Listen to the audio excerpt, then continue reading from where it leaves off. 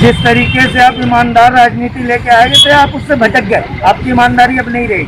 आप केंद्र सरकार से मिल गए और उसी ढर्रे पे आप चल रहे। क्या सरकार आप चला रहे हो? आप केंद्र पे आरोप देते हो कि केंद्र हमारी सुनती नहीं। फैसला आपका था, केजरीवाल साहब का फैसला था शराब की दुकान खोलने का। लोग मस्जिदों में नमाज पढ़ने नहीं गए, मंदिरें नहीं खुली, लोग ईद की नमाज घर पे पढ़े, मस्जिदों में नहीं गए। आपने शराब की दुकान खोल दी, आपने बाजार खोल दिया, समझ गए। जबकि कोरोना के मामले दिल्ली में बिल्कुल उभर रहे थे, आपने पूरे लोगों को घरों में कैद कर दिया। आज दिल्ली खतरे में है, लोगों को आपने निकाल दिया।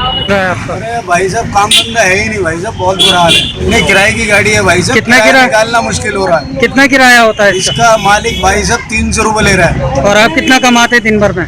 100-150 रुपए कमा लेते हैं बस। तो फिर मतलब किराया निकाल के? किराया निकाल। सुबह रोटी खाई मैंने हमारे, सुबह तो रोटी नहीं खाई। क्यों रोटी क्यों नहीं खाई? भाई कमाई नहीं है, बाहर रोटी में खा लूंगा, पैसे कहाँ से लाऊंगा? बच्चे मेरे क्या करेंगे? जीना भी मुश्किल और जिंदगी चलाना भी मुश्किल। सरकार ने ऐसे दो राहे पे देश की जनता को रख दिया है, न वो जी सकता है न मर सकता है।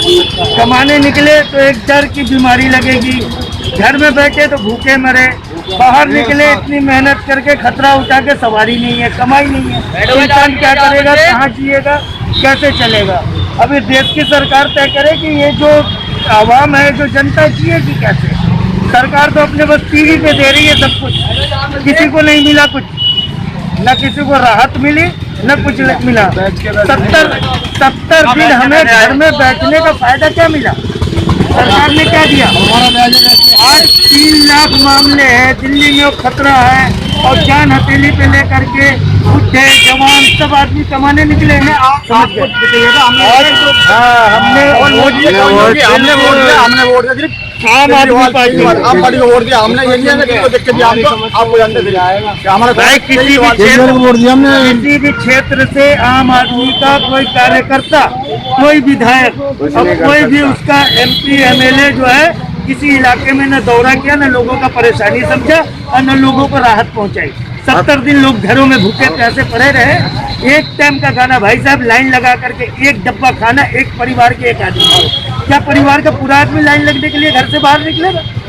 कैसे लोगों ने जिंदगी जी? आप तो 10 लाख आदमी को रोज खाना खिला रहे हो, टीवी पे चला रहे हो, लेकिन आपको पता था कि खाना लेने के लिए लोगों ने कैसे परेशानियां झेली है?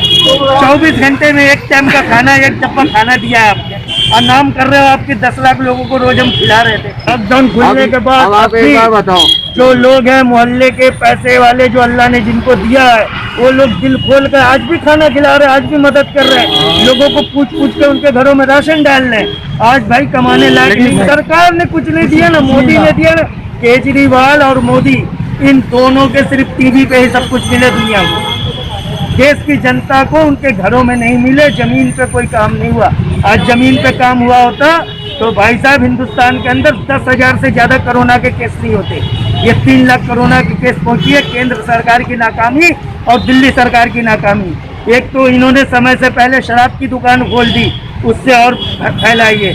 आज शराब के कीमतों पे जो वैट लगाता है, ये कोरोना टैक्स, वो हटा लिया गया। आज आप शराब की दुकानों पे जाके देखते किस तरीके से लोग एक के ऊपर एक लद करके शराब खरीद रहे हैं। तो ये हमारे राजधानी का हाल है, समझ गए।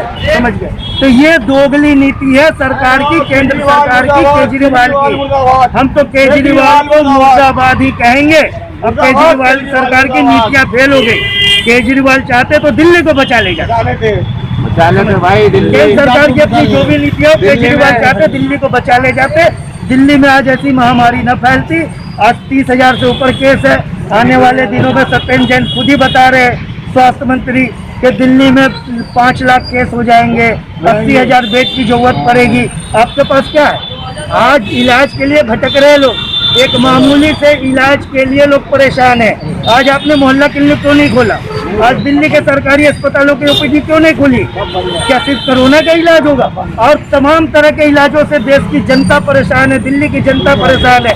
किसी को बच्चा होने वाला है, कोई गर्भवती है, 4 अस्पताल दौड़ती है भाई साहब, प्राइवेट अस्पताल में उसका शोषण किया जाता है।